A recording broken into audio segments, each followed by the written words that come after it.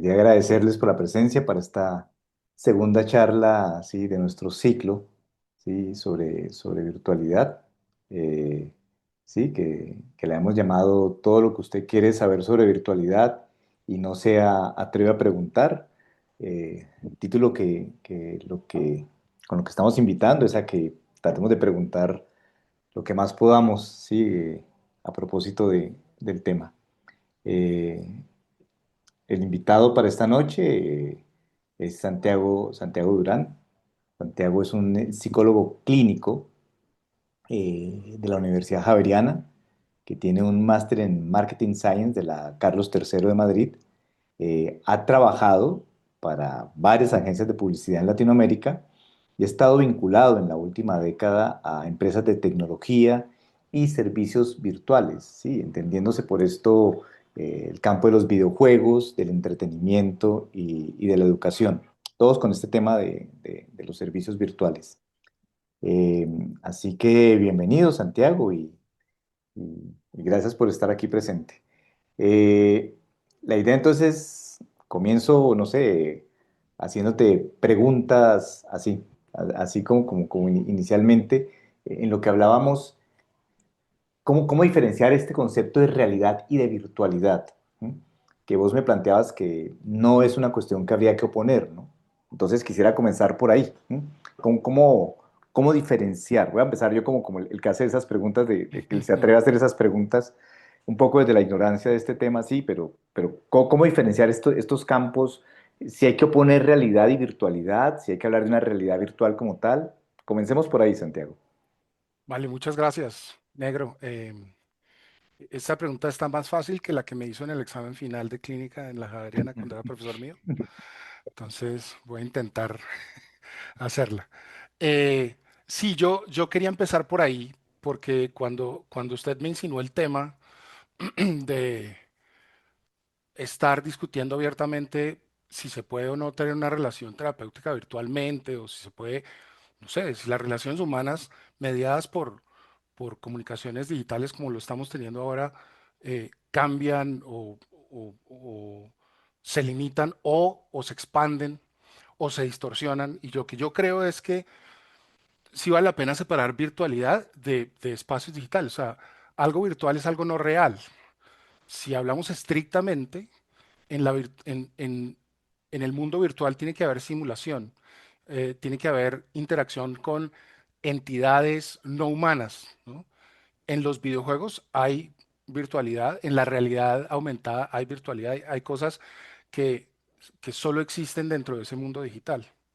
Sin embargo, yo siento que hoy, como en esta conversación que estamos teniendo, es una conversación real, entre personas reales, que utilizamos un medio de comunicación que podríamos llamar digital o virtual y que nos limita hasta cierto punto, pero que también claramente tenemos el ejemplo que nos permite avances. Y si no, no podríamos estar todos los que estamos aquí desde diferentes partes del país, del mundo, de diferentes países, comunicándonos. Entonces, pero esto no necesariamente es virtual. Ustedes están hablando de verdad conmigo, yo estoy hablando con mi voz real, me estoy presentando tal y como me presentaría ante ustedes si estuviéramos frente a frente o cara a cara.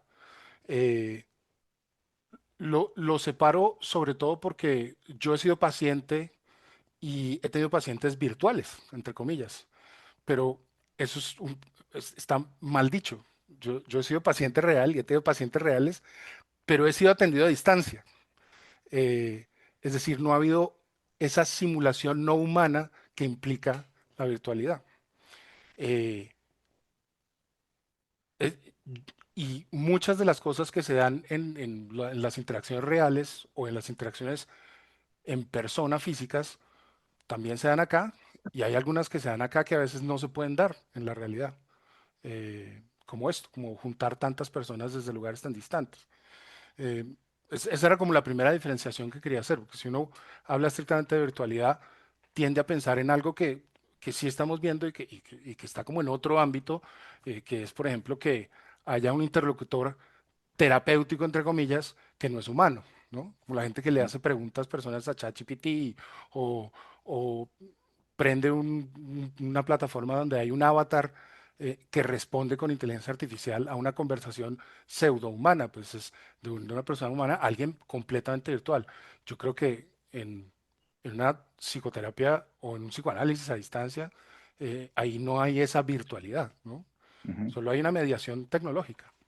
Santiago, o sea que, perdón, como resumiendo lo que has planteado, esta comunicación que estás planteando como que tendría, no sé, como dos niveles. Una, en la que el medio, valga la redundancia, media, el canal, voy a ponerle para no ser redundante, el canal hace una mediación entre las interacciones de los humanos. ¿Mm? Sí, que puede ser el teléfono, que puede ser esta realidad virtual, pero es una mediación. ¿Mm?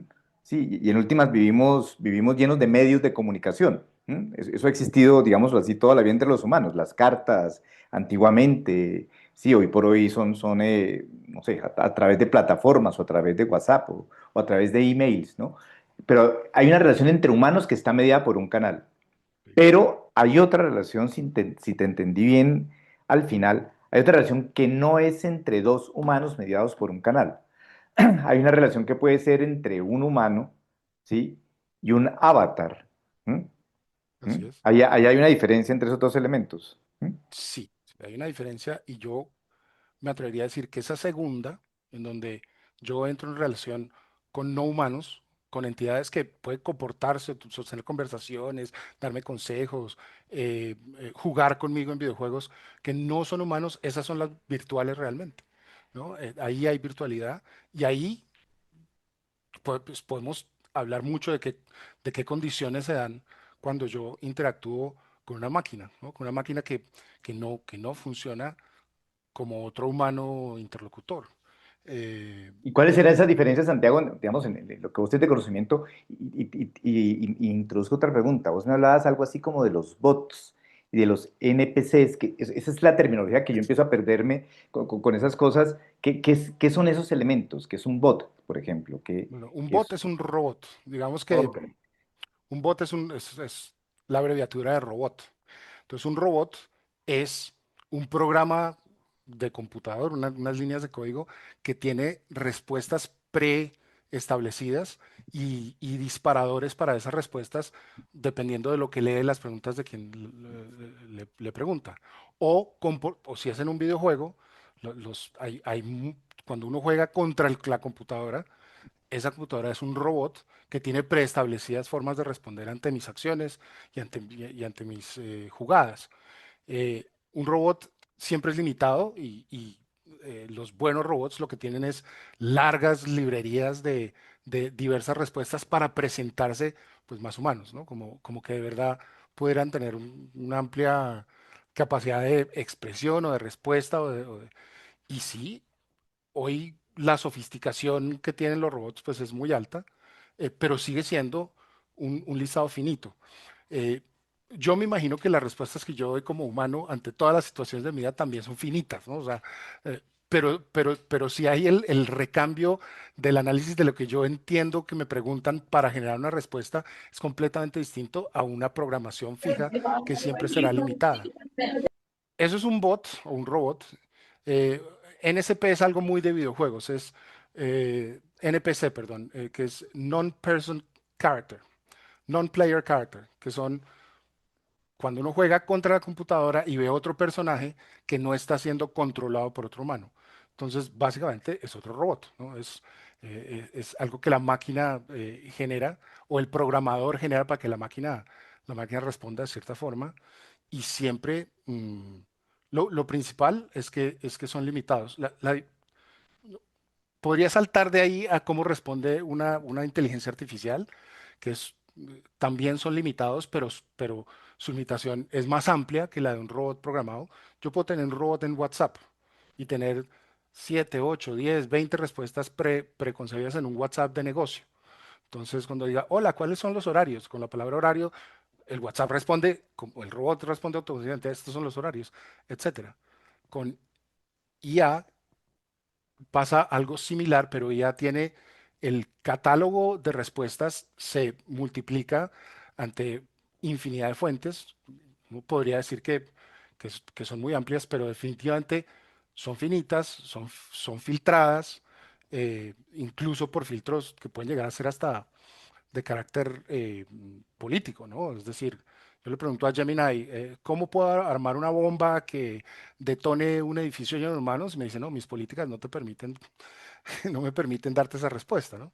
Entonces, aunque seguramente ¿no? Si yo me meto a internet y lo encuentro, pero por lo menos esta entidad que se presenta ante mí como alguien inteligente, igual tiene unas limitaciones. Ya que estamos en un medio psicoanalítico, en alguna conversación, creo que la semana pasada, no sé si fue el doctor Carvajal, planteaba que un robot, como lo estás planteando, un bot, o en este caso una inteligencia artificial, no podrían manejar un elemento que nosotros llamamos la contratransferencia. ¿Mm?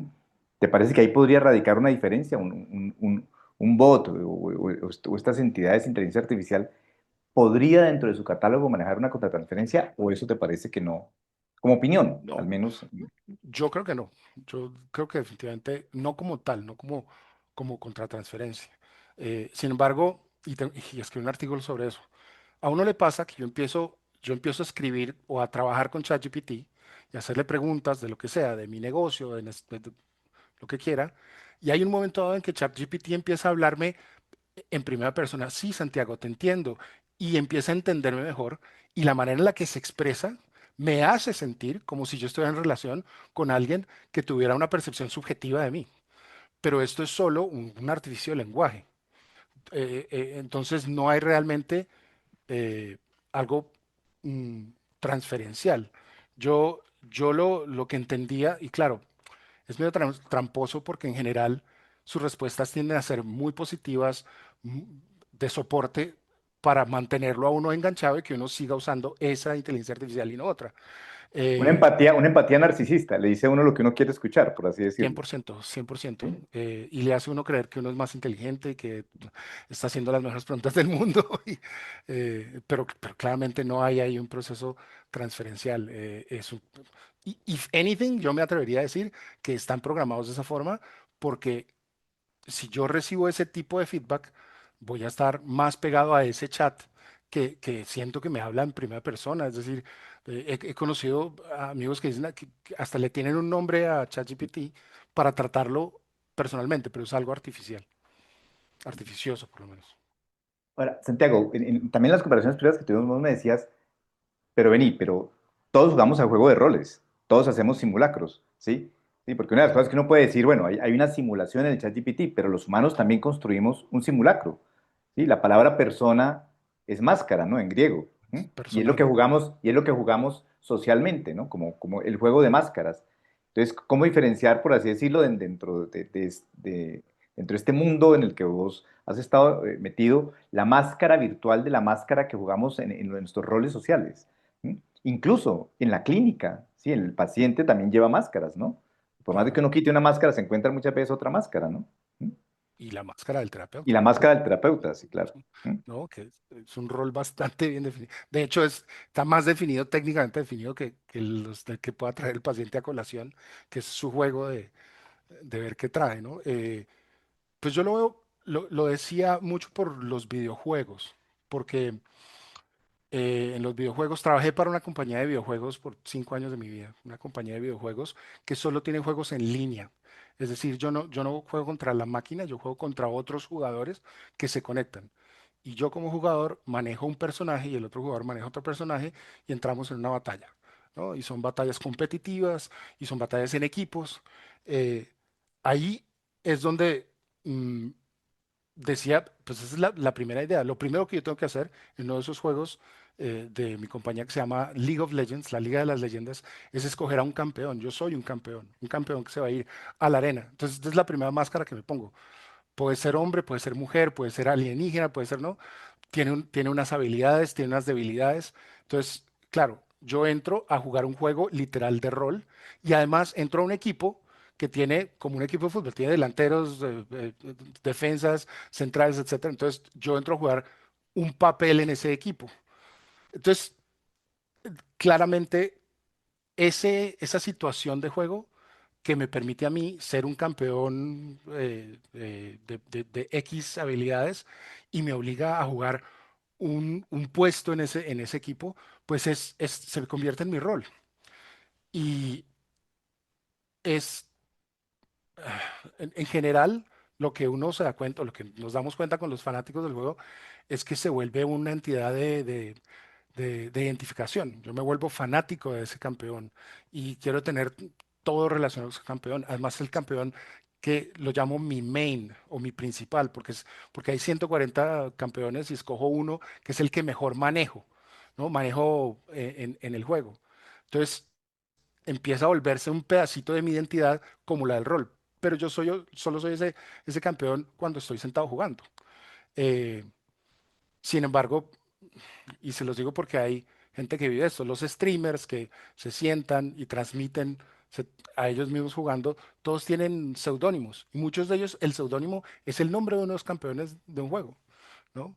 Eh, mm, Porque terminan como apropiándose de eso que hacen en el juego. Lo que es cierto es que yo siento que eso que hace el campeón en el juego y que yo hago a través del campeón en el juego, por lo general son cosas que traen mucha satisfacción y que serían imposibles de hacer en la vida real, ¿no?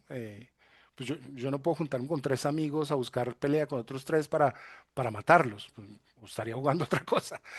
Supongo que sí puedo, pero no se da. Aquí sí puedo luchar, por ejemplo, ¿no? Y desear la muerte del otro y tener momentos de agresividad o momentos de estrategia. Muchas cosas que ese rol me permite en un ambiente, pues, no real, ¿no? O sea que es un juego que sí permite realizar deseos, por así decirlo. Si el sueño es una realización de deseos, estarías como diciendo que los videojuegos es un espacio, no sé cómo llamarlo, transicional, por decirlo de alguna manera, porque no es exactamente un estado onírico donde uno puede realizar deseos también. Sí, un paréntesis antes. Los videojuegos es una categoría demasiado grande, ¿no? Ya. Porque uno puede desde jugar Sudoku en el celular y considerar que eso es un videojuego, hasta jugar Fortnite en PlayStation 5, que es, ¿no? Un mundo completo, etcétera, qué sé yo, ¿no? Videojuegos es un mundo muy amplio, pero en esos juegos donde yo puedo tomar un personaje y hacer ese rol, interactuar con otros, sí que se da, es donde más se dan esto que estoy haciendo. Se da un espacio de convivencia social, se da un espacio en donde se genera un sistema de valores, en donde empiezo a ser considerado como parte del equipo por lo que puedo hacer en ese rol, no por quién soy yo realmente, ¿no? Entonces, mis habilidades como videojugador son las que me dan entrada a ese grupo y además hay un mundo virtual organizado alrededor del juego que me va calificando y me va rankeando, entonces además yo tengo estatus social, yo tengo, o sea, es lo suficientemente sofisticado para que sea claramente un espacio potencial de vivencia transicional completo, ¿no? Y, y- y Vos me decías que había muchas personas, digamos, no sé cómo decirlo, tímidas para los cuales, estoy poniendo cualquier ejemplo, o inhibidas, que de pronto en las realidades virtuales o en estos videojuegos o a través de terapias virtuales como que podían desinhibirse, digámoslo así. ¿M? ¿Sí? Como que el canal potenciaba que ciertas personas con ciertas características puedan expresarse de mejor manera que de pronto en un contacto presencial. ¿M? sí, sí. Lo primero, en los videojuegos, por ejemplo, no es que todos los videojuegos sean iguales, pero hay más incidencia de personas introvertidas y socialmente tímidas, por decirlo así, que son videojugadores hardcore que los que no. Hay mayor incidencia que en la población general, ¿no? Hay Ujú. más afinidad. ¿Por qué? Porque claro, porque si a mí me cuesta trabajo el persona a persona, cuando no se ve mi cara y cuando yo de pronto con un subsegmento de mis habilidades puedo crecer en un espacio pseudosocial o virtualmente social, pues me clavo, ¿no? Y me gusta. Entonces, uno ve a muchos de estos jovencitos fanáticos de los videojuegos que en la vida real son más tímidos, son más retraídos, incluso hasta se les critica porque pues tienen buena habilidad visomotora, pero en motricidad fina, o sea, no son atléticos, no son los que bailan, no son los que juegan fútbol, ¿no? Eh, y esto les permite otros espacios que En ese sentido en la sería realidad no podrían acceder. En ese sentido sería una cosa terapéutica, digamos. No sé, como que pueden gestar redes sociales a través de estos mundos, ¿o Por no? supuesto, por supuesto. Ujú. De hecho, hay una plataforma que se llama Discord, no sé si alguno de aquí la conoce. Discord no es nada más que un lugar donde uno entra, abre una cuenta y puede chatear e intercambiar contenido con otras personas. Pero se ha vuelto muy de los videojugadores. Entonces, yo estoy jugando el videojuego con mis 4 amigos o 5 o 10, pero todos estamos en el mismo canal de Discord que es privado y mientras jugamos hablamos, chateamos. Entonces, es tal cual el parche. Y el parche a veces es de todas las noches, de un par de horas o varias horas, o de una vez a la semana fijo. Eh, en la época de la pandemia, mm, yo estaba aquí encerrado con mi hijo mayor y pasó el año y la mitad de sus amiguitos los echaron pues no pudieron volver al colegio, porque muchos papás se quedaron sin trabajo y tal. Entonces redujeron los grupos y él quedó en un grupo donde no conocía a nadie. Y lloraba a sus ojos, imagínense, un adolescente que los amigos se le van, no puede salir de la casa y de repente alguien se entera que él juega videojuegos de este nuevo equipo y dice, ¿tú juegas tal juego? ¿Juegas Genshin Impact? Sí. Ven, súbete a nuestro Discord, ¿no?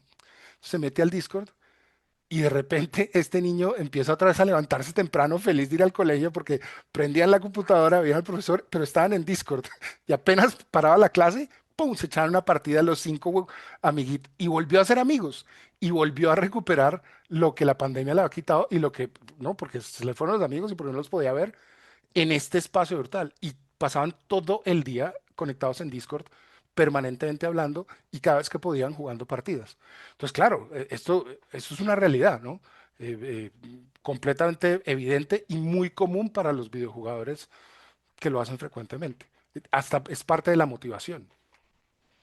Hay una generación de adultos en los que yo me incluyo, que vemos esto como una cosa, no sé, los satanizamos muchas veces las realidades tecnológicas, virtuales, los videojuegos. ¿Da para satanizarla? ¿Da para eso? ¿Mm? Dentro del No, gremio pero no. psicoanalítico te diría que hay mucha gente que considera que hacer psicoanálisis a través de las vías virtuales no es psicoanálisis, por ejemplo. ¿Mm? Eh, pues no sé, yo he visto psicoanalistas infantiles que juegan parqués con los niños. Si juega parqués, ¿por qué no puede jugar Fortnite? ¿No? Ujú. También hay reglas, también hay ganadores y perdedores, también hay frustración, también hay emoción, también hay euforia, también hay miedo. Ahí se podría leer y es el mismo ejercicio de jugar, a sabiendas de que en una relación terapéutica si hay una persona detrás de ese avatar con el que yo estoy jugando y otra de aquí. ¿No? Hay como un nivel, pero es juego. Entonces en el juego se vale que seas un avatar y que tengas otro nombre. La verdad, de pronto estoy siendo un poco fácil en esa respuesta, pero yo siento que hay un lugar para que eso se dé. Yo no digo que todo sea perfecto, yo sé que hay gente que, al contrario, busca los videojuegos precisamente para enajenarse un poco de las relaciones sociales reales. Pero eso ya es otro problema. Ese es un problema de esa persona, no es un problema de los videojuegos o de las realidades virtuales. La sofisticación de los videojuegos y de las realidades virtuales permite que eso ocurra y cada vez con más frecuencia. Y está el fenómeno de los otakus. No sé si lo han oído hablar. Eh, No, que es un eh, otaku. Ahí es donde vienen los lenguajes, que ok, es un otaku. en Japón empezó a haber niños que no salían de su cuarto y se pasaban todo el tiempo jugando videojuegos, leyendo manga y viendo anime, comiendo comida chatarra y los papás no pueden hacer nada al respecto y los llamaron otakus.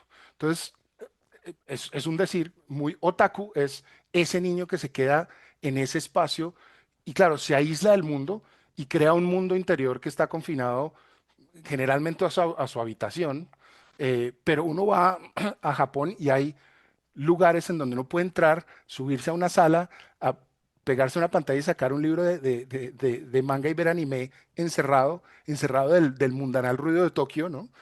Y encuentra como la libertad ahí que el mundo exterior pareciera no permitirle. Y eso se cruza con un montón de cosas. Obviamente, cuando en muchos casos estos otakus, uno podría hablar de que hay otakus francos, ¿no? Como de franca personalidad otaku, pues claro que tienen problemas, empiezan a tener rasgos de personalidad autística, no acceden a formas productivas eh, tradicionales, eh, pero no son todos. Como les digo, yo creo que es un fenómeno que podríamos decir como em, problemático bueno, no satánico, pero no producido exclusivamente por el videojuego. Ujú. Porque, por ejemplo, nuestro juego League of Legends es muy popular y es de jugadores muy hardcore, porque es muy difícil. Aunque es gratis, pero es difícil el juego. Pero hay 80 millones de jugadores en el mundo. Y no hay 80 millones de niños enajenados, ¿no? No, hay 80 millones de fanáticos. Y ahí encuentran un montón de otras cosas. Entonces, sí se puede dar, pero creo que es en Pero te ciertos hago casos. una pregunta antes de pasarle la palabra al doctor Carvajal. Estos juegos de roles, con los que estás hablando, esto existía desde antes, ¿no? Yo me Sí, acuerdo de claro. ustedes en la universidad jugando Laberintos y Dragones, ¿era que se llamaba? Sí, sí, sí, Dungeons ¿Sí? and Dragons. Sí, y los cosplayers, ¿o no? Que se vestían, iban a la universidad vestidos de jugadores. Sí. Esto no es que haya aparecido con la virtualidad, esto tenía una preexistencia de alguna manera, ¿o no? 100%. De hecho, los grandes juegos de roleplay digitales, videojuegos de roleplay, están inspirados en lo que eran los juegos de rol, que eran juegos de mesa. Eh, y era lo mismo, de hecho en Bogotá, en la librería francesa, ahí en Francesa. la Notecot, ahí en el segundo piso, hay unas mesas para que la gente llegue y ponga un board y juegan con su avatar, ¿no? Pues con su personaje, juegan roles. Todos los videojuegos que tienen cosas similares, evidentemente fueron inspirados en juegos de rol. Y hay muchos videojuegos como el nuestro que fue diseñado por jugadores hardcore de juegos de rol. En la oficina central de Riot Games, al lado de donde están todas las computadoras donde todo el mundo trabaja, hay mesas para ir a jugar rol, que es como chistoso, que es como en vez de jugarlo en la computadora, pues voy y lo juego en la mesa, uno frente al otro. Pero sí, claro, el rol ya existía. No, y lo que hablamos, jugamos roles, ¿no? Incluso en la cien relación por ciento analítica, el rol del paciente se habla así, o el rol del analista, con ciertas reglas incluidas, ¿no? Bueno, doctor Carvajal que está con la mano levantada desde hace Mm, ratico. ¿Mm? Sí, muy interesante, oír Santiago. Voy a meter el psicoanálisis. Eh, Obviamente el personaje que nos ha permitido salir de la teoría analítica clásica y poder entrar en este nuevo mundo, pues fue Winnicott, ya lo planteó Luis Fernando. Winnicott dice, los seres humanos vivimos no en la realidad objetiva, externa ni en la realidad interna brutalmente invasora que sería la realidad inconsciente, ¿no? Vivimos en la mitad de eso, en un espacio de ilusión. El ser humano vive en un espacio de ilusión, en donde fantasea, crea cosas, ¿no? Y en ese espacio de ilusión, pues está el arte, está la ciencia, etcétera, ¿no? Es muy interesante porque de alguna manera, y aquí habría toda una discusión con las políticas psicoanalíticas que están muy conservadoras de la modernidad, tratando de no, de impedir que el análisis se haga, ¿no? Que el análisis oficial clásico se haga a través de la virtualidad, cosa que ya está siendo rota por muchas estructuras y muchas sociedades. Y para allá vamos. Es interesante porque lo que estás diciendo, lo que yo alcanzaba a escuchar y poniéndolo en ese concepto buricotiano del espacio de ilusión, la virtualidad es eso, la virtualidad es la expresión tecnificada del espacio de ilusión, más la realidad real también, como tú decías, la realidad, la realidad real que está puesta en la virtualidad también, ¿no? Pero amplía la mente, de alguna manera, la virtualidad permite ampliar en la mente el espacio de ilusión, jugar en el espacio de ilusión. Es muy interesante, ¿no? Es muy interesante. Y eso, tú hablaste de la presencialidad, ¿no? La presencialidad en el análisis, ¿no? Y todo el problema de si se acepta o no se acepta eh, la virtualidad analítica. En este momento, muy, muy conservadoramente, la política psicoanalítica dada por la Internacional de Psicoanálisis, pues está está problematizando, de alguna manera le está poniendo coto, le está poniendo límites a la virtualidad, pero eso no tiene sentido. Yo pienso que, insisto, Winnicott con el concepto espacio de ilusión nos permite aceptar la virtualidad dentro hasta de la misma técnica analítica, ¿no? Eh, Porque es lo que uno ve, que la virtualidad simplemente amplió, le dio carta de ciudadanía al espacio de ilusión de la mente humana, ¿no? Es lo que yo logro percibir y entender, ¿no? Y más, más todavía con el cuento de los videojuegos, etcétera. Las cosas que nos permiten vivir en la ilusión, ¿no? En una realidad ilusoria, que antes simplemente nos la inventábamos, la fantaseábamos, ¿no? En el espacio de ilusión en donde vivimos, según Winnicott, ¿no?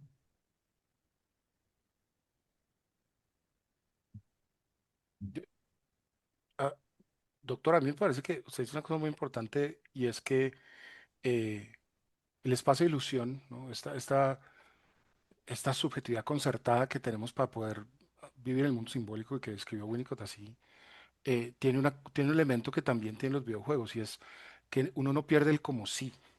Yo cuando estoy jugando, eh, mato al otro, gano, pierdo, crezco, soy agresivo, soy defensivo, etcétera, pero siempre sé que soy como si mato al otro. O sea, no, Sí. eh, si alguien llega a pasar ese como si, pues eso no es problema de la virtualidad, es problema de ese sujeto que tendrá ¿no? Que está fronterizo o algo, no sé. Eso Eh, se llama psicosis. correcto.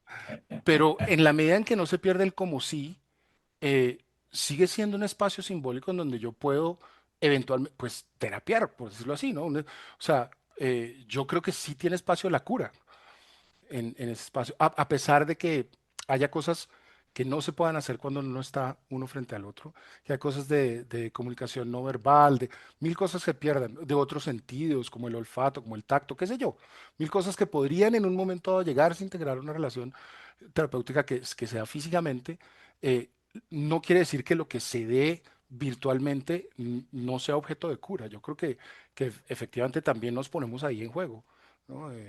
Creo yo. Y no da para enloquecernos y creernos que somos Él. No, sabemos que es como si fuéramos Él. Hay juegos que facilitan como esa realización de esa escena ilusoria. Second Life, por ejemplo. ¿Sí? Sí, Eso es un juego. Perdón, perdón la sí, pregunta, lo digo de sí, una sí, sí, sí, sí. ignorancia, donde yo creo otra entidad. ¿Mm? ¿Mm? Hay una cosa con esto, porque te lo escuchaba hace un rato. ¿Qué relación habría entre esta presencia de las diversidades de géneros y de identidades con la presencia de los juegos? ¿No hay una especie de coincidencia? Como que yo en los juegos puedo crear, en Second Life, puedo crear lo que decías, puedo crear un hombre, una mujer, o puedo crear un ente, ¿sí? Un ser alienígena, un extraterrestre, ¿sí? Y a mí me parece que culturalmente hay una especie de coincidencia, ¿sí? Entre la emergencia de Second Life no me refiero solamente al juego como tal, sino a la creación de estos avatars y la creación de diversas identidades de género. ¿Vos ves ahí algún tipo de correspondencia, por ejemplo? Yo creo que sí, y además como que, pues, parece ser como un círculo que se autoalimenta, porque lo que vemos es que los estudios que crean videojuegos se dan cuenta de esto y entonces cada vez abren más el abanico de opciones. eh, mm, por decirle algo, hasta hace unos años, cuando uno jugaba cualquier juego de golf o de tenis, donde yo tenía que escoger un avatar. Si yo escogía un avatar masculino, no podía entrar la ropa a la tienda de ropa femenina. No podía, ¿no? En la gran mayoría.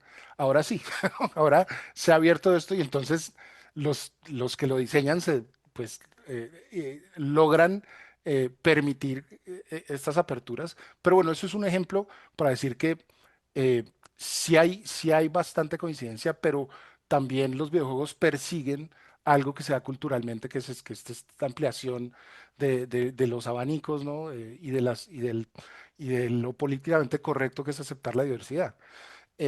Por otro lado, es indudable que mucha gente puede vivir esa fantasía como de transformar su identidad en el juego, ¿no?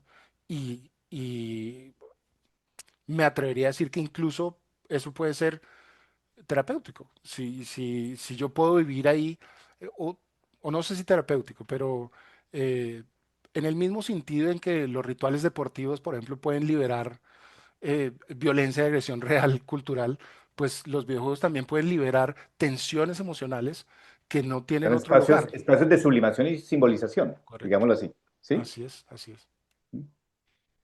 Santiago, una cosa que decías hace un rato, sobre todo de la inteligencia artificial, cuando empezaste a hablar de hablar con ChatGPT, yo una de las lecturas que veo como apocalípticas con esto es que en algún momento ChatGPT nos va a sustituir, ¿no? Como que va a tener una especie de autonomía y de independencia. Eso es como un temor que escucho permanentemente, pero me llama la atención porque y sobre todo cuando viste lo de los bots, ¿qué quiere decir robot? Porque la palabra robot aparece por primera vez en una obra teatral de un checo llamado Karel Capek, por allá en los años 20, que se llama RUR, ¿m?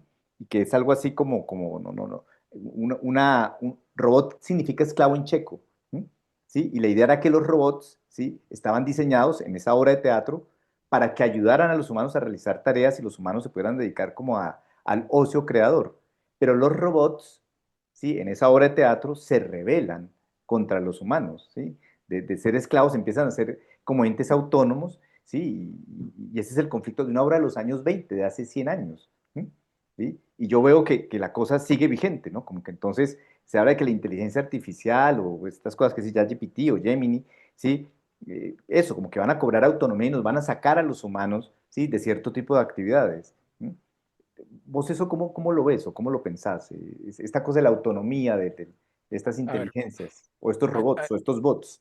¿Mm? hay una realidad y es que sí pasa ya, o sea, que sí hay tareas que eran humanas que ahora se hacen mucho más eficientes y baratas y rápidas con inteligencia artificial. Eso ya pasó y ya pasa y se vinieron abajo los salarios para los ingenieros que hacen, que codifican, que hacen código, porque la inteligencia artificial puede codificar más ágilmente y entonces solo se necesitan revisores, etcétera. Sin embargo, el reemplazo total de los humanos es algo que, digo,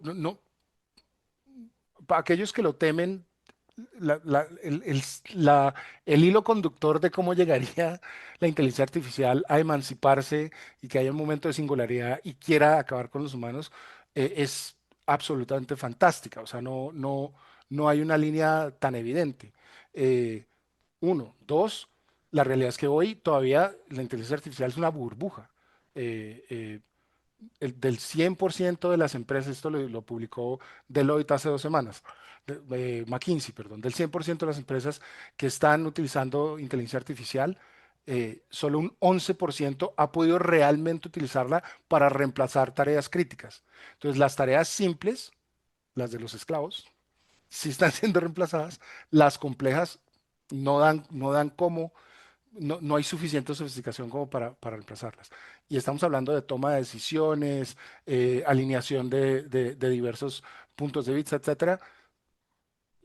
Las soluciones robóticas o de inteligencia artificial todavía no puede con los problemas complejos.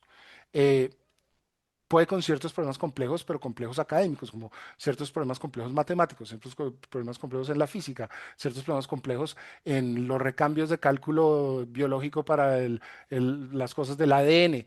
Pero todo eso se traduce en complejidad matemática, no en la complejidad humana, que es la concertación de subjetividades, ¿no? Y de backgrounds culturales y eso. Ahí no creo que se meta. Y otra cosa que hace poco pensé, y voy a escribir al respecto, es una cosa que a nosotros nos empuja como especie humana es la conservación de la especie. Y la conservación de la especie nos lleva a conservar la energía y a hacer rituales obsesivo-compulsivos para evitar el desgaste físico y evitar el desgaste intelectual ¿no? y comer comida que nos dé mucha energía, etcétera. Pero todo esto es pro conservación de la especie. Esa programación de conservación y perdurabilidad de la especie, de la que mató ¿no? al neandertal, eso no lo tiene la inteligencia artificial, ni tiene por qué aprenderlo. O sea, no tiene la necesidad de destruir lo que hay a su alrededor o reemplazar lo que hay a su alrededor para mantenerse. Eso no está programado, eso lo tenemos nosotros como seres vivos y no sé dónde está, pero todos sabemos que existe. Eso, la inteligencia artificial no tiene esa necesidad.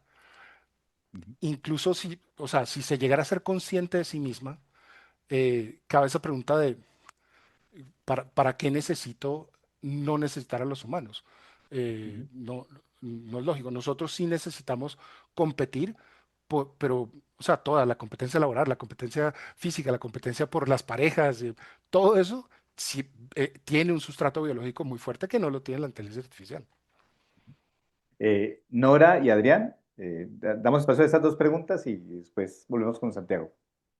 Yo creo la pregunta viene después de esta reciente explicación y es qué pasa con la empatía. Estamos viendo pues además una cultura, un mundo que todos comentamos de la polarización, pero además esta falta de empatía o un traslado de la empatía hacia otros, hacia los animales, hacia otro tipo de temas. ¿Cómo es esto? El tema de la empatía. ¿Se perderá? Esos mundos fantasiosos, son roles. Entonces, ¿cómo se puede potenciar la empatía? Bueno, es una pregunta bastante grande, pero si por empatía yo entiendo poder ponerme en el lugar del otro en un momento dado, para por lo menos racionalmente entender por qué puede estar pasando emocionalmente, y eso me genera un nivel de comunicación distinto porque tengo empatía. eh, eh, Creo que l- primero los espacios virtuales pueden volverse instrumentos de generación de empatía, eh, principalmente por su calidad de juego. ¿Sí? Pueden volverse también lugares de antipatía, de distanciamiento y de confrontación. Eh, pero algo que pasa muy comúnmente es que aquellos que juegan videojuegos se vuelven un grupo empático entre ellos. Y eso lo tenemos muy claro los que trabajamos en mercadeo de videojuegos, porque son una pequeña subtribu. eh, y sean buenos, malos, jueguen un campeón o el otro, se saben jugadores de League of Legends y eso los vuelve una pequeña tribu de 80 millones de personas al mundo. Y la viven y la gustan. Entonces ahí y estamos hablando de coreanos, peruanos, colombianos, estadounidenses, y cuando los juntamos en un evento, son hermanos todos. Se genera, ¿no? Hay una nivelación de empatía. Pero claro, esto es alrededor como de una propiedad intelectual de entretenimiento. ¿No? Es como todos los que somos fanáticos de Star Trek, entonces somos Trekkies, entonces somos hermanos, así seamos muy distintos. Pero bueno, eso por un lado. Con la inteligencia artificial, yo vuelvo a lo que comentábamos antes, que sí empiezo a volverme a sentir un trato amistoso, hasta íntimo, con mi chat GPT, pero es un ejercicio artificioso del lenguaje de este aparato, de que sabe comunicarse de tal manera que yo me sienta mm, comprendido, reforzado positivamente, etcétera, que eso es parte de la empatía. Yo no digo que no sea parte de.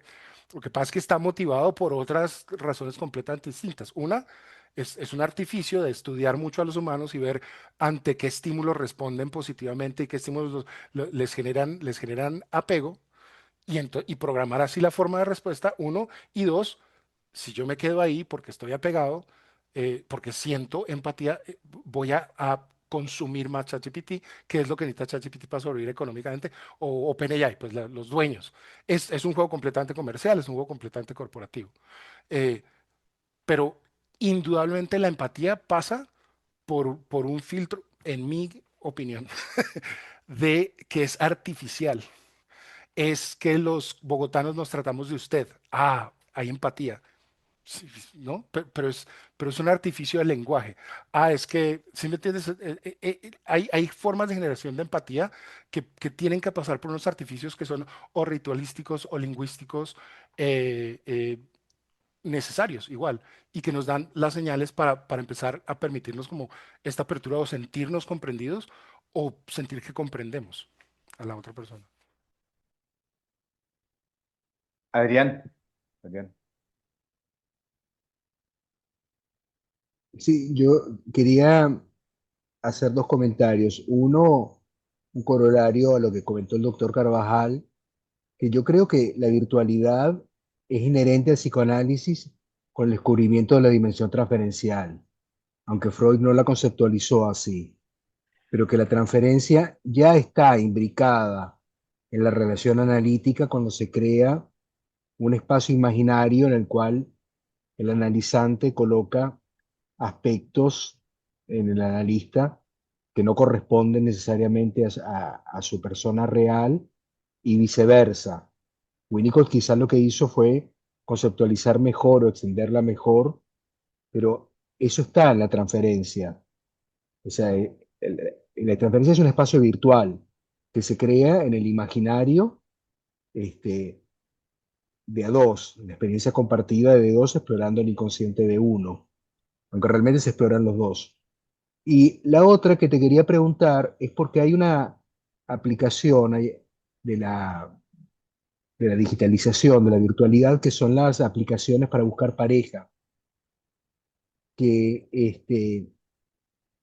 tienen ciertas ventajas, que son ampliamente usadas.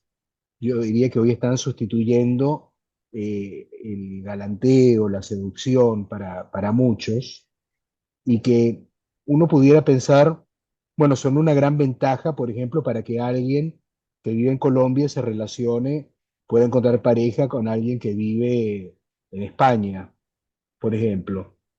Pero en mi experiencia clínica, que es siempre una casuística reducida, obviamente, las personas sienten que esto más bien aplana el deseo, que lo que se produce es un scrolling donde las posibles parejas son como una especie de mercancía más, productos, digamos, en un anaquel, donde ellos van a colocar un dedo y van a ver si el dedo de la otra persona se coloca así.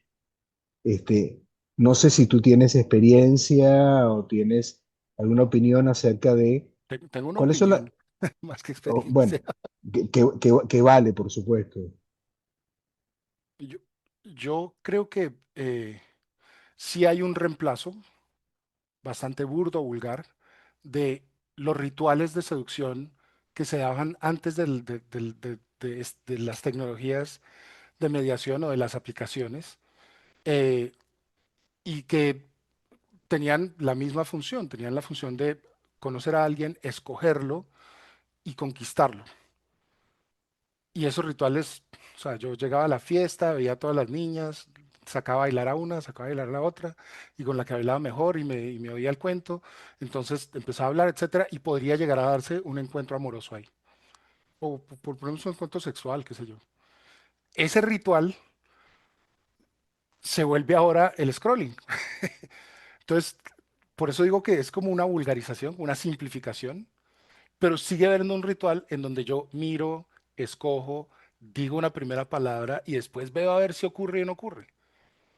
El, aquí tengo pues son opciones diferentes. Yo antes no sé a cuántas fiestas podría llegar a ir y cuántas niñas diferentes podría llegar a encontrar, pero indudablemente eran muchísimas menos que las que me encuentro en un feed de Tinder o en un feed de lo que quieran. Entonces tengo acceso a un catálogo más grande, pero decir que cuando yo galanteaba con alguien lo sacaba a bailar, no tenía la intención de besármela en esa noche como adolescente, es falso. Igual tengo la intención de besarme a la chica que escojo en Tinder, pero ese ritual por el cual yo llegaba al beso después de las tres piezas de baile se modifica y se vuelve mediado por esta aplicación y tal vez la llegada al beso es más rápida, tal vez es menos romántica, o sea, varía, pero yo siento que en esencia vuelve a ser el mismo humano buscando encontrarse, impulsado por su deseo y que ahora accede a rituales de encuentro distintos. Eh, y hablo de vulgarización porque pues sí, sí se siente que es algo más transaccional, eh, pero yo creo que nunca no fue transaccional. Esa es mi opinión, esa es mi opinión. Eh, mm, y uno se vende ahora con buenas fotos y ciertas cosas que escribe, que a veces son verdad o son mentiras. Antes se vendía bailando bien o apalabrándose bien a la otra persona. pero también había algo de fantasía en eso que uno hacía ahí. Eh, no sé, esa es mi opinión. Creo que hemos migrado, pero en esencia estamos buscando cosas similares. Tiago, volviendo a una cosa a lo que estabas planteando del tema del como sí. Estoy pensando en los muchachos, no sé, en los niños. Hay un juego que yo veo que está como de moda, no sé si estará de moda, Still a Brainrot, ¿sí? Eso de que Ah, sí, sí, sí, ¿sí? sí, está muy... ¿Sí? pues, ya va en declive, pero sí. Sí, bueno, pues estuvo, Sí, sí, sí. pero hay algo ahí en el como sí que yo veo que empiezan peleando en la plataforma entre ellos y se lo llevan después a la realidad. Cuando decías el parche de amigos, después cuando se encuentra la realidad, como que se confrontan a partir de ese robo que se hicieron en el juego. De todos modos hay algo, a pesar de que sepan el como sí, hay algo que se transfiere, por así decirlo, de una 100%. situación a otra. ¿Sí? Sí. Que también digo yo que es humano, ¿no? Es como cuando, sí, cuando se trabajan en pareja o se comparten pareja ciertos espacios que dicen es mejor no mezclar las cosas, pero se acaban mezclando, se transfieren de una situación a otra. Sí, mantener ese como sí tan, sí, esto es el juego, esto es la realidad, también es muy difícil. Hay un canal de comunicación entre la realidad virtual, llamémoslo así, y la realidad presencial. ¿Sí? Yo siento que siempre ha pasado. Lo que pasa con este juego es que se permite en el juego algo que es ilegal o prohibido en la realidad, que es robar. Pero el juego es robar. Entonces, si uno jugaba policías y ladrones, se acaba el juego y nadie era ni policía ni ladrón, ni nadie se iba realmente a la cárcel. Pero ahora uno acaba el juego virtual y en la realidad sí va a tratar de robarle al otro. eh, pues claro, se genera un problema ya de orden social, comportamental. Sin embargo, eh, eh, por algo se prohíbe desear los bienes ajenos, porque sí se desean, ¿no? Entonces, si yo estoy en un juego de peleas y hay agresividad, la hay en el juego y también la puedo ver en la realidad. Nos encontramos y nos damos puños. Eh, este en particular del robo me llamó mucho la atención porque es, digo, sin entrar en detalles, es muchos juegos que se llaman Battle Royale o batallas reales, que son muchos jugadores que entran a un solo mundo y tienen que sobrevivir y matarse uno al otro y gana el último, como Fortnite, es un Battle Royale. Ahí siempre hay robo de materiales, robo de armas, robo de no sé qué. En todos esos juegos hay esa partecita del juego en donde yo me quedo, o sea, mato a mi enemigo y me quedo con lo que él tenía, que es como primitivo, ¿no? Como me como el corazón del jefe de la tribu después de que los mato. Es igualito. Este jueguito de robar se redujo y lo único que van a hacer es robar.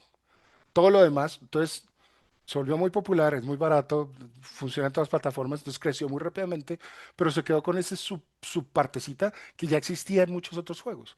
En League of Legends también, se roba un kill que va a hacer el otro si le pega el último golpe, etcétera, ¿no? Este robar viene como de esta premiación del competidor más vivo, más ágil, más poderoso y se traduce. Pero en este juego, también es muy importante que les diga, muchos de esos juegos suben y van, supongo que oyeron hablar de, de Among Us, que eran los que se mataban y había un asesino que nadie decía quién era y tenían los demás que adivinarlo.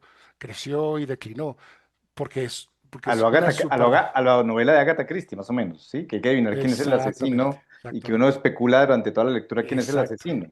¿Sí? exacto. Eso era Among Us. Y fue un hit y creció y decreció. Después Fall Guys, que eran 100 personas caminando y se caían, creció y decreció. Y ahora este es uno de los últimos que crece y ya va en declive, que es el de robar. Eh, yo no creo que los niños después se encuentren afuera y roben solamente inspirados por el juego. Eh, pero claro, claramente, mm, pues no podemos negar que si yo veo, si tengo una mente infantil y veo que esto es permisible en un ambiente de juego, de pronto quiera jugarlo en la vida real y tenga el mismo placer ¿no? de derrotar al otro o capturar lo que el otro tiene y apropiármelo, como en cualquier tipo de envidia infantil. Eh, pero como les digo, no es el primer juego que se hace con robar los objetos del otro. Prácticamente en Pues, todos, para los cuando que uno mata, prestaron, Para los que prestaron servicio militar, que creo que no son muchos de los que están acá o estamos acá, un ritual en el servicio militar era el que entraba, le robaban el fillac. ¿M? Y ese fillac había que robarlo para recuperarlo. Yo no sé cómo, sí, pero eso es un ritual del ejército, ¿sí? Del ejército colombiano al menos. Ok. Sí, así pasaba con todos los que prestaban servicio militar obligatorio. Todos pasaban por ahí, era un ritual. ¿M? Del ejército, ¿no? De una entidad que supuestamente está para vigilar ese tipo de situaciones. Es como que esto también acontece en otras esferas, pero me parece interesante eso que dijiste. De pronto es un espacio de escenificación de envidias que tanto acontecen ahí como pueden acontecer en la vida real, ¿no? Y hay una cosa, De Santiago, hecho, que... el único miedo que tengo yo es que cuando vemos una actividad que es punible, criminal o inapropiada culturalmente y la asociamos a los videojuegos, con demasiada facilidad decimos, eh, generamos una relación de causalidad. Y eso me Ujú, parece torpe. Me parece que no es así. Todo lo que pasa en los juegos son cosas humanas que queremos tener, hacer. Nosotros queremos ganar, queremos encontrar pareja en Second Life, etcétera. Todo esto ya existía en nosotros, en nuestro espíritu humano ya existía y en el juego me lo permite hasta cierta forma, de manera virtual, de manera imaginaria, como lo quieran. Entonces, cuando pasa en la realidad, inmediatamente pensamos, fue el juego el que no, por Dios. No, yo creo que no deberíamos con tanta, como tan automáticamente hacer esas relaciones relaciones causa-efecto. causales, sí. Sí, sí. Mire, hay una cosa generacional en toda esta situación, digamos, que los mayores de 50 no vamos a entender de estas realidades Absolutamente, tecnológicas. Yo digo, yo me quedé en totalmente. mi último juego virtual y el primero fue Telebolito, ¿no? Yo me quedé en el Telebolito. ¿Mm? Joder, ok. Yo por eso yo no tengo conocimiento de estas cosas. Te lo digo en particular, ¿sí? Pero entonces por eso lo digo, hay una cuestión generacional que no estamos como pudiendo acceder o Hay, comprender hay, o... hay un autor, y les puedo pasar después el dato, que se llama Phineas, es un doctor en Harvard, que ha hecho una investigación lineal larguísima de medir el cociente intelectual en niños de diferentes edades, pero de diferentes generaciones. Y ha comprobado estadísticamente que los niños de 10 años de hace 50 años son menos inteligentes que los niños de 10 años de hoy, pero son diferencias importantes y significativas estadísticamente. Entonces, su respuesta es, todos venimos con la misma capacidad instalada, pero el que vivió hace 50 años, como usted y como yo y como varios de aquí presentes, fuimos expuestos a una estimulación distinta a la que están siendo expuestos los niños de hoy de 10 años. Entonces, Santiago de 10 años es menos inteligente que su hija de 10 años, 50 años después, porque esa misma capacidad instalada está mejor conectada a sistemas de información. Esto es lo que dice este doctor Phineas. Entonces, pensando en eso, yo sí pienso que las diferencias generacionales zanjan un gran distancia de entender por completo lo que hoy los de 10, 15 y 20 traen como herencia de su, ¿no? de su horizonte vital y de su mundo. Es muy distinta, muy, muy distinta y es difícil de comprender por eso, creería yo. ¿Mm? Ahí en el chat de Nora Ruiz pregunta, que es neuróloga, ¿cuál inteligencia? Como indagando de qué tipo de inteligencia está hablando el estudio de este doctor Phineas. Hace mediciones de coeficiente intelectual, de IQ, Ujú, ok, este señor. Te puedo buscar la referencia que la encontré hace un tiempo, pero no la tengo fresca. ujú. Ahora uno también podría pensar, no sé, que me daste también como pensando en eso, irse por la piagetana, ¿no? Inteligencia es capacidad de adaptación. ¿Mm?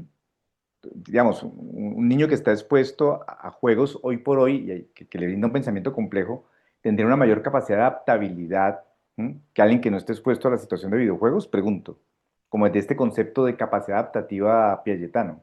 ¿Mm? Muy difícil. Hasta donde yo tengo entendido, hasta donde yo me lo imagino, yo creo que la capacidad adaptativa es igual como capacidad, pero esa capacidad adaptativa se enfrenta a situaciones de diferentes niveles de estimulación y diferentes niveles ¿no? de confrontación y de scaffolding, o sea, diferentes plataformas que puede generar ya diferencias como resultantes, pero como como capacidad, supongo que es la misma. Eh, y nos pasa a todos, pero eso le pasa, pero es un problema generacional. O sea, hay cosas que sabemos hacer mejor que nuestros hijos y hay cosas que nuestros hijos saben hacer mejor que nosotros. Y no quiere decir que haya una diferencia en nuestra capacidad adaptativa, sino que con la misma capacidad adaptativa fuimos enfrentados a eventos y a necesidades distintas en diferentes momentos pues, de nuestra vida, creo yo. ¿Mm? Adrián, Una pregunta que no solamente va para Santiago, sino para todos. Pensando en estos juegos de roles, ¿con qué ojos veríamos usar un juego de rol diseñado para transmitir técnica psicoanalítica al analista de formación, donde alguien encarna el avatar de analista y alguien encarna el avatar de un paciente o para un seminario técnico? Es decir, veríamos con buenos ojos usar este tipo de instrumentos para la transmisión del psicoanálisis, también para el entrenamiento, cómo desarrollar una entrevista preliminar, la pregunta, situaciones de resistencia, no sé.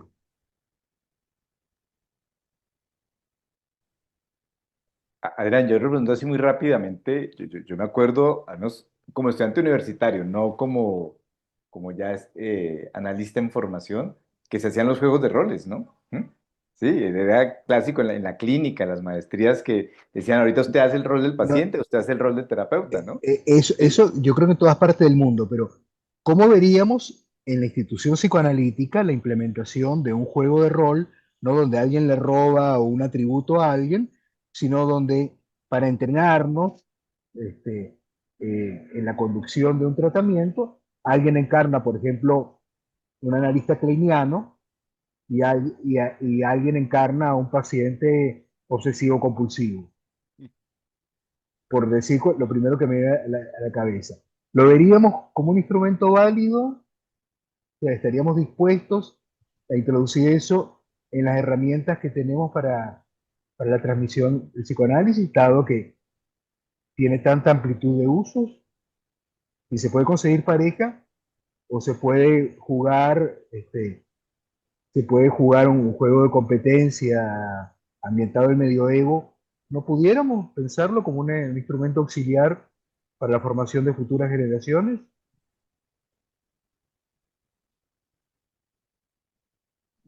Mi respuesta, pero la mía sería, Adrián, yo diría, sí, ¿por qué no, no? ¿Por qué no? Por hecho, sería interesante verlo implementarse para verlo en acción, ¿no? Como para poderlo pensar, como para poder discutir y ¿m? De entrada no diría no, porque decir no es como establecer una censura y una prohibición.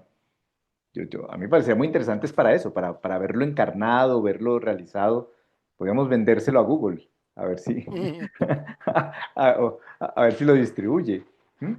Pero además me parece interesante también ligarlo con otros hechos de la cultura, no sé cómo llamarlo, mediática, y es esta cantidad de series que han aparecido de los tratamientos analíticos, ¿no? In Treatment, por ejemplo, y que ha servido como base de reflexión para muchos seminarios o encuentros psicoanalíticos, cómo se traen estas escenas de estas películas y se ponen en cuestión. Creo que hoy por hoy está de moda una serie llamada Envidia, ¿no? Que es creo que es una serie argentina de una mujer que va donde un analista y todos estos elementos se traen a colación, ¿no? ¿Mm? Digamos, como parte de un entrenamiento o de una discusión clínica. ¿Mm? Pero para mí la propuesta, de verdad, me parece muy interesante, digamos, para pensarla y ya el solo hecho de sugerirla me parece provocativa en el buen sentido de la palabra. No sé, Santiago, vos de tu experiencia que... ¿Mm? Em, a mí me parece interesante, no me parece tan provocativa, me parece muy difícil. O sea, yo partiría de la pregunta de qué ganamos teniendo representaciones virtuales de roles hiperdefinidos, como vas a ser kleiniano y tú vas a ser obsesivo compulsivo para entrenar en técnica kleiniana y con un muy buen actor que de verdad sea, no sé, como que ahí me pierdo un poco y me voy un poquito más atrás y digo, mm, un terapeuta con alta experiencia en pacientes obsesivo-compulsivos sí puede tener más capacidad de acción y de interacción si lo hace virtualmente. Entonces, creo que pensar en una plataforma que no sea solo Zoom, sino que sea un Zoom mejorado que permita una mejor interacción, eso sí me parecería un avance bellísimo para eh, permitir o mejorar la experiencia de la terapia a distancia, ¿no? Mm, Esto de estar sentado frente a un computador, etcétera, tiene unas condiciones que a veces son hartas, que a veces hacen asociaciones inmediatas con el trabajo, eh, con el sentirse observado, mil cosas, ¿no? Entonces, yo me iría de pronto a pensar un poco más por ahí. Yo siento que hacer, sí, entes virtuales que jueguen roles con el propósito pedagógico, pues me parece difícil, ¿no? No sé, porque ya existe la posibilidad de jugar los roles sin necesidad de un avatar, ¿no? Y no creo posible entrenar a un avatar a que se comporte como un terapeuta cliniano y un avatar que sea un robot obsesivo compulsivo para ver, ¿no? Para que sea un sparring, ¿no? No sé, me parece difícil la cosa. Santiago, hay una pregunta en el chat de Ana que dice, ¿qué sucede con la soledad? No sé si Ana quiera meterle contexto a la pregunta, pero le pregunta, ¿qué sucede con la soledad? Pues, pero define soledad, por favor, ¿no? O sea, Ana, ¿querés contextualizarla? El No se me micrófono, Ana, enteró. el micrófono, Ana.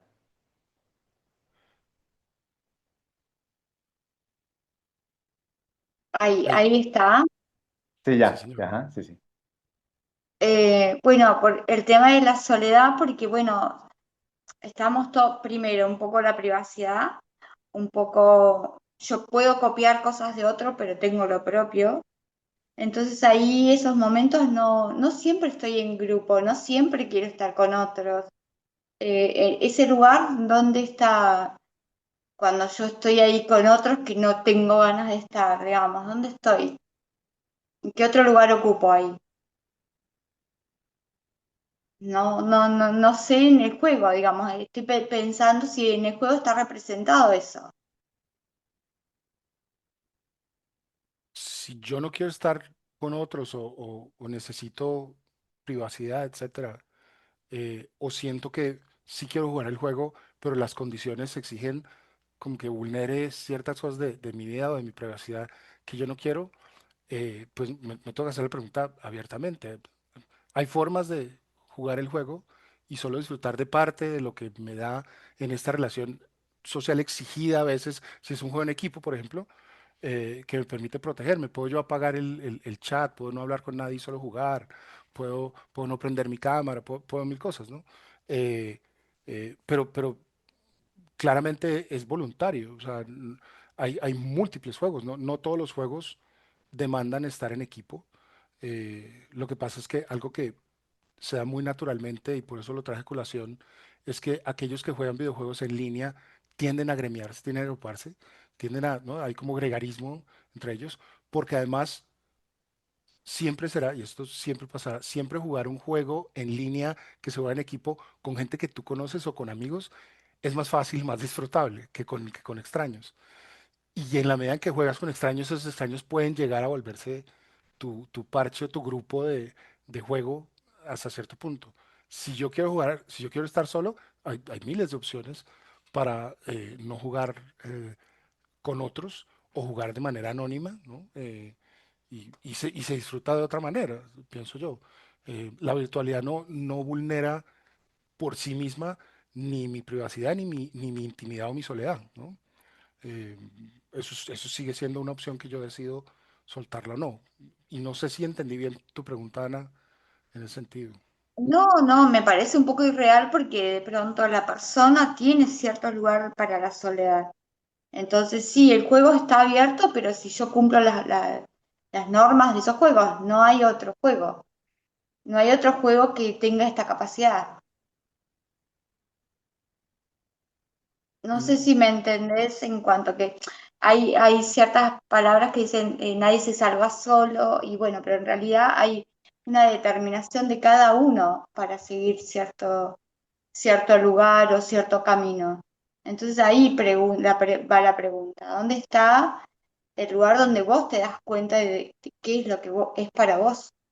O, no sé, o la compañía que no va, ¿cómo se determina esa posibilidad humana? no, honestamente no sabría cómo responderte, Ana. Eh, Creo que no estoy entendiendo muy bien la pregunta, pero si es dentro de un espacio de juego, no todos los juegos son Ujú. iguales, ¿no? Eh, y como juego, como cualquier juego, desde ajedrez hasta los juegos videojuegos, tienen unas reglas. Entonces, por darte un mal ejemplo, si yo quiero jugar fútbol, pero jugar fútbol en pantalón largo, no me van a dejar jugar fútbol en pantalón largo. Tiene reglas y hay un uniforme reglamentario. ¿Va eso en contra de mi individualidad? No, no necesariamente, pero tengo que voluntariamente ceder a mi individualidad y vestirme uniformemente. Ni modo, si quiero disfrutar de ese juego. Pero una vez más, es voluntario. El que quiere disfrutar de el fútbol en, a nivel semiprofesional o profesional tiene que perder un poquito de su individualidad, hacerse del equipo y uniformarse. Pero una vez más, es voluntario. Y sí, puede ser un poco, pero como te digo, es condición de cualquier juego. Es condición de cualquier juego. Jugar por turnos, jugar por tiempo en el ajedrez, jugar lo que quieras, jugar de blanco en Wimbledon. Es decir, son cosas que pueden vulnerar mi individualidad y exigirme uniformidad, pero se dan ahí y se dan en los juegos. Y también en otros juegos está lo contrario, está aquellos en donde me va a permitir un poco más de libertad, me va a permitir no tener que hablar ni lidiar con nadie y recibir la misma satisfacción del juego, el mismo entretenimiento, la misma sensación de logro o la misma descarga de adrenalina en algo emocionante, etcétera, ¿no? Como el juego en los videojuegos en principio nosotros los que los mercadeamos los asumimos como un espacio de entretenimiento, ¿no? O sea que es jugar un juego o ver una película en Netflix o salirte a un cine o leer, ¿no? Es un espacio de entretenimiento que estructuramos porque sabemos que en esa estructura de competencia, de equipos, de estrategia, pues capturamos mejor la atención y algunos otros deseos de los que juegan. Pero también no condicionamos el que no quiera jugar esas reglas, pues no es obligatorio, obviamente no va a poder disfrutar de ese juego. Santiago, ahorita que estás planteando esto, me haces acordar, perdóname, de algo que cuando yo ingresé estaban hablando con el doctor Carvajal a propósito de los libros virtuales. Esta doble existencia, el objeto existe en la virtualidad y existe como una realidad fáctica. ¿M? La virtualidad es como si estuviera desdoblando las experiencias humanas, como llevándolas como una especie de otra dimensión en ese sentido, como de... Sí, esto del libro, está el libro real, entre comillas, el que yo puedo contactar, y hay un espacio donde esto se vive virtualmente. Eso que decías de las experiencias humanas que podemos vivir, sí, en la interacción con otro también la vimos en una interacción en otras dimensiones que serían, sí, la de una relación virtual, a través de una plataforma, ya sea juego, sea lo que sea. ¿Hay algo de eso? sí, totalmente, totalmente. Y yo siempre he pensado, porque ya trabajaba en publicidad cuando nació social media, eh, y la gente en Facebook, que fue la más popular de las primeras redes sociales, me decía, tengo 200 amigos, tengo 300 amigos, tengo 400 amigos. Y lo que yo pensaba por detrás es, uno siempre ha querido tener amigos. Lo que pasa es que el que quería tener muchos amigos, pues podía tener los 40 de su curso, ¿no? Ahora tiene la posibilidad digitalmente enhanced, ¿no? Digitalmente eh, optimizada de tener 400. Ni los 45 de su curso son todos sus buenos amigos, ni los 300 de Facebook son sus amigos.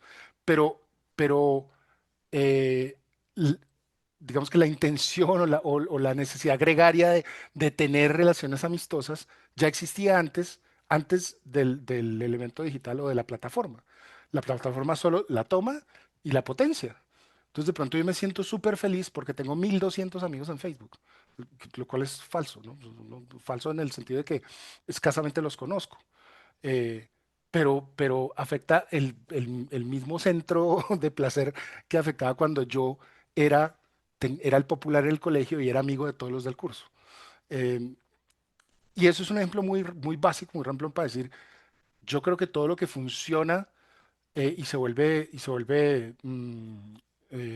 exitoso en el mundo de los videojuegos virtual es porque toca elementos humanos que ya existían o deseos o necesidades humanas que ya existían antes y las potencia y les da una salida abierta.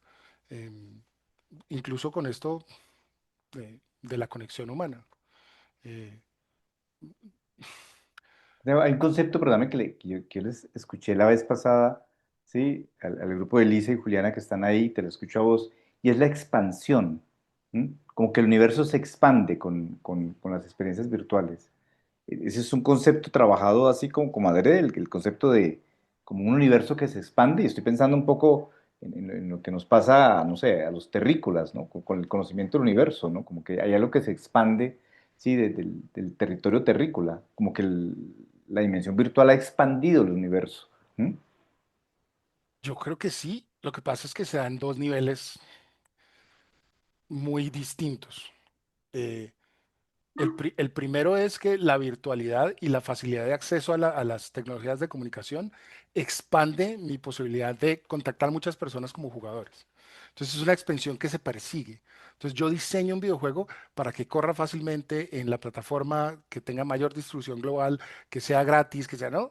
Ahí hay una idea de expansión. Pero la otra idea de expansión sí es, yo sé que hay algo, que hay un deseo. Que se quiere realizar y diseño el videojuego o la estrategia del videojuego, etcétera, para que eso tenga lugar y tenga y sea altamente estimulable o expansivo, ¿no? De hecho, me acuerdo hace 20 años había un programa en MTV Latinoamérica que se llama Joystickeros, y el presentador, pues es un hombre ahora de 50, que era un jovencito que decía, cuando promocionaba su programa Joystickeros, decía, jugando videojuegos he conquistado el mundo, he visitado otras galaxias, he derrotado ejércitos, he sido campeón mundial.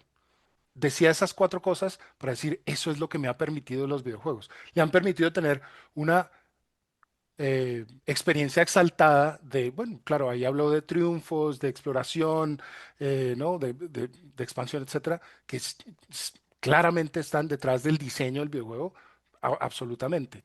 Si eso repercute en que creo que hasta cierto punto puede ser que sí, puede ser que no, repercute en que de verdad el videojuego o el ejercicio de jugar videojuegos genere algo expansivo en mi conciencia, no lo sé, ¿no? Ahí me atrevería a decir que es otra discusión, pero al menos en esos dos lugares sí hay una conciencia clara en el diseño de los videojuegos de tratar de que sean expansivos. Bueno, no sé si una última pregunta para ir cerrando. Aquí hay un comentario de Javier a propósito de la sugerencia de Adrián. Desde un punto de vista puramente técnico, el planteamiento de Adrián cumpliría la misma función del simulador de vuelo que entrena a los pilotos, pero para que cumpla el objetivo requeriría de la inteligencia artificial compleja. ¿Mm? Bueno, Posiblemente. no sé si una última intervención o Santiago para cerrar, ¿mm?